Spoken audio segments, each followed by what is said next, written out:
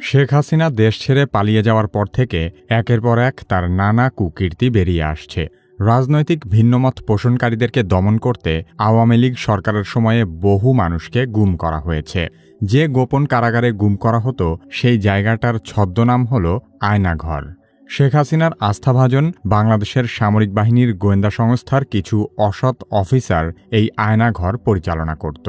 কি কেন কিভাবে এই পর্বে শেখ হাসিনার গোপন কারাগার আয়নাঘর সম্পর্কে আলোচনা করা হবে।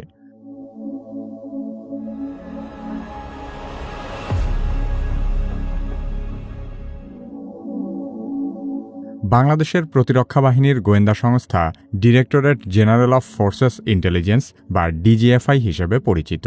অভিযোগ রয়েছে যে ডিজিএফআই এর কাউন্টার টেরোরিজম ইন্টেলিজেন্স ব্যুরো বা সিটিআইবি আয়নাঘর নামে পরিচিত কুখ্যাত কারাগারটি রক্ষণাবেক্ষণ করে থাকে।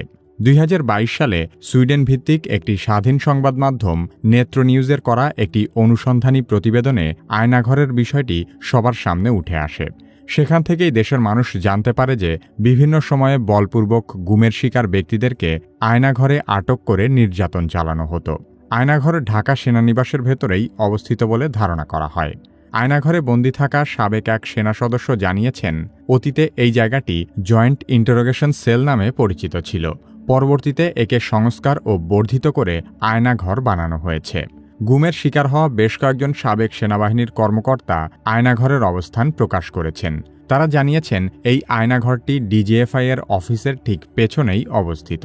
এখানে কমপক্ষে ১৬টি কক্ষ রয়েছে, যেখানে একসাথে ৩০ জনকে বন্দী করে রাখা যায়। আয়নাঘরের দায়িত্বে থাকা কয়েকজন সামরিক কর্মকর্তা গোপন এই কারাগারের ছবিও প্রকাশ করেছেন।